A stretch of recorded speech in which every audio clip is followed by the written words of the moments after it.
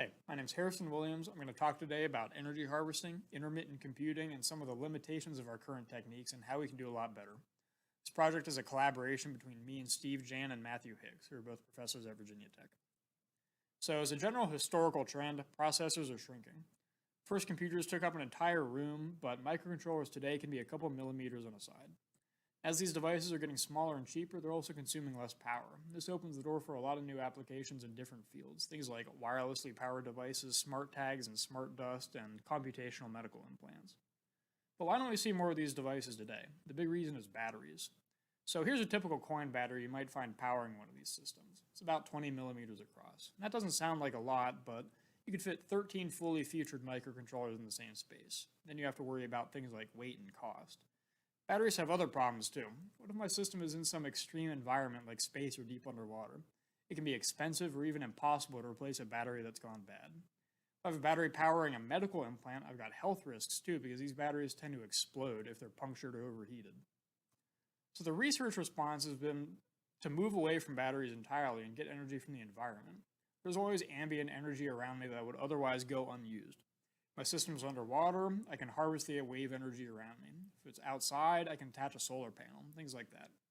So this avoids a lot of the problems that come with batteries, but energy harvesting has its own set of problems. So batteries let us make a lot of assumptions about the power available to us. We have a strong, consistent source of power in the system. But energy harvesting, on the other hand, is unreliable. The power I get depends on a lot of variables. The environment, the characteristics of the harvester, even things like device orientation can have a big impact on how much power I get. I end up with this unreliable, inconsistent power source. And even in the best case, energy harvesters don't output enough power to continuously supply even the lowest power microcontrollers. So I end up with this idea of intermittent power.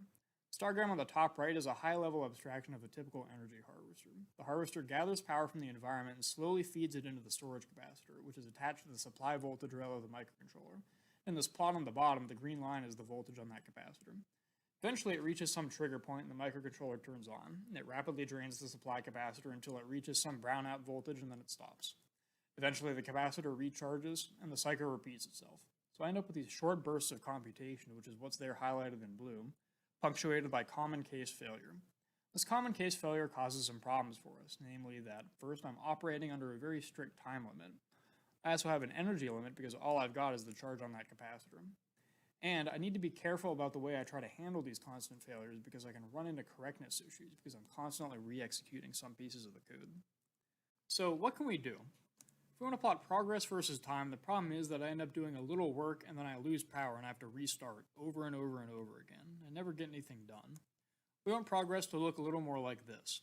But the problem is, whenever I lose power, I can't trust the data in my volatile memory. That's where all my intermediate progress is. So the solution so far has been to write this intermediate progress to non-volatile memory in the form of a checkpoint, then restore it whenever I eventually get more power back. The first system that did that was Mementos back in 2011. Now there's a big body of follow-on work about efficiently and minimally writing checkpoints to persistent memory. But the problem with these non-volatile checkpoints is that your performance is limited by the characteristics of the memory. So let's look at our options. First, we've got flash. It's the most common memory available. It's in 99% of microcontrollers you'll see today. Reading from flash is really fast, so it's great for code storage. The problem is writing to flash is really slow, really energy intensive. In a flash-based checkpointing scheme, you can easily end up spending more time writing checkpoints than doing actual useful work. But the big thing that kills flash is that it's got low endurance. You can only write to a flash cell between 10 and 100,000 times before the cell is worn out and you can't use it anymore. Now normally this is fine, but these systems typically take at least 10 checkpoints a second. You'd end up wearing out the flash in about a day and then the whole device is useless because you can't take checkpoints anymore. So newer systems have moved on to these emerging non-volatile memories, and the biggest one is SRAM, it's ferroelectric RAM. SRAM is great because writing to it is fast and it's really low energy. SRAM doesn't have the endurance problems that flash has, so checkpoints to SRAM are really fast. Downside is, though, that reading from SRAM isn't quite as fast as reading from flash. So in the sort of common case, when you're just trying to execute useful code, you can end up with lower overall performance. But the biggest problem with these SRAM-based chips is just that they're uncommon. Most vendors don't even manufacture them, and those that do, their SRAM devices are typically a narrow slice of their overall microcontroller portfolio. So you're limited by the platforms. You might find yourself needing a microcontroller that has a specific feature for some reason or another, but if it doesn't have SRAM, you're out of luck. So let's look at the last memory on these systems, SRAM. It's the main memory on pretty much every microcontroller because it's the highest performance technology available. You can do anything a lot faster in SRAM than you can with Flash or FRAM.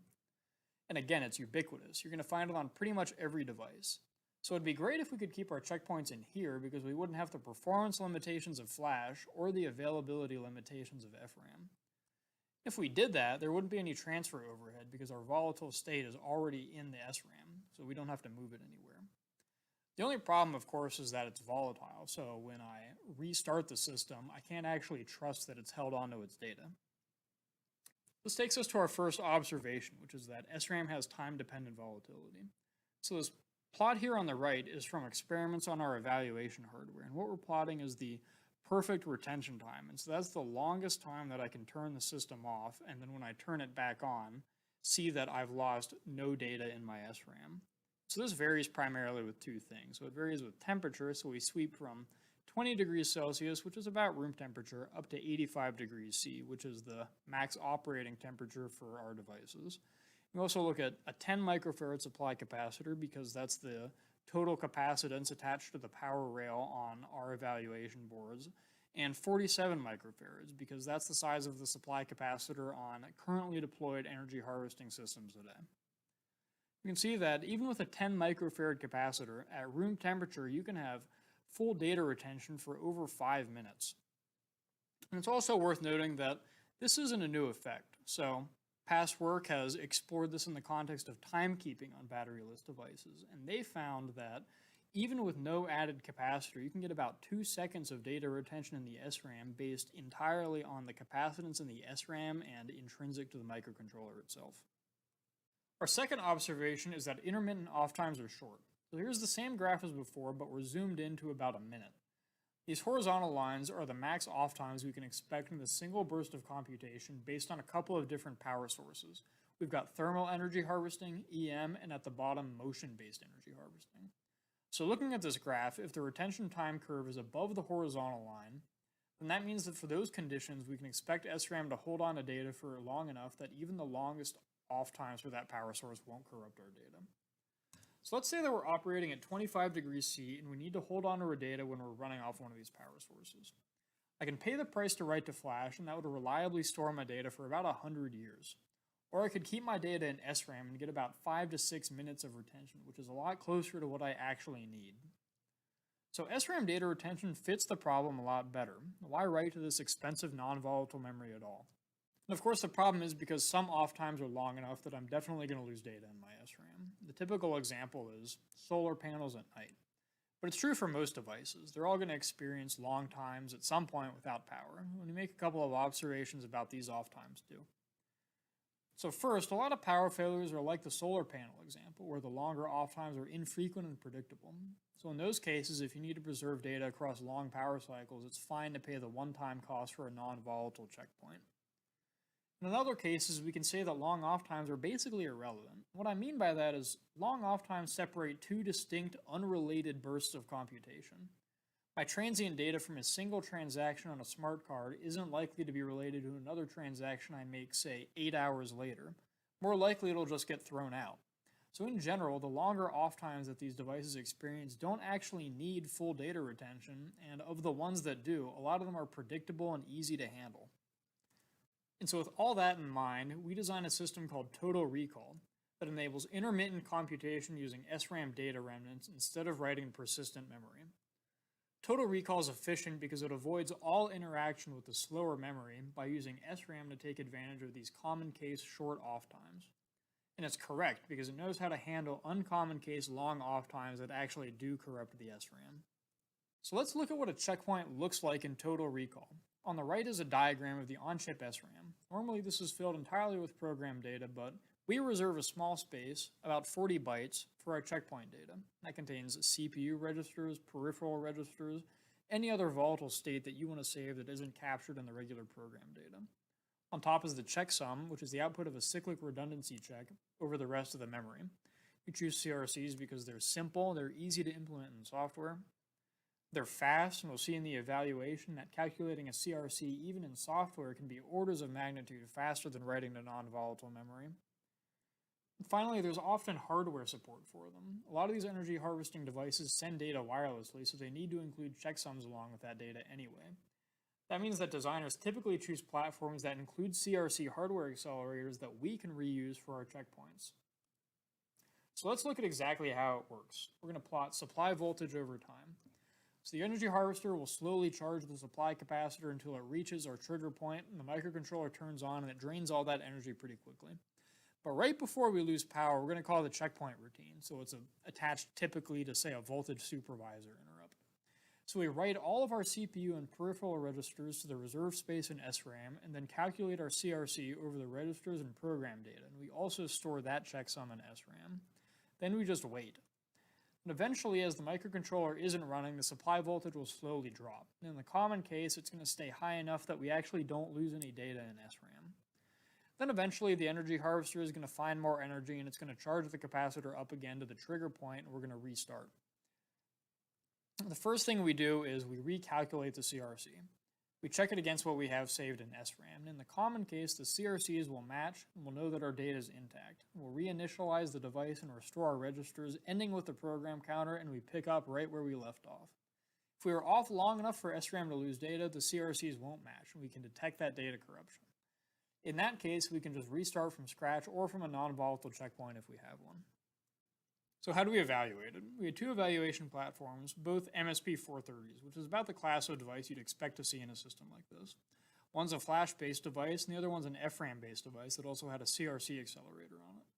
This picture on the right, the red board is the evaluation board for the flash-based chip. The green board on top is a custom daughter board that we use to get fine-grained control over the voltage supply to the chip under test.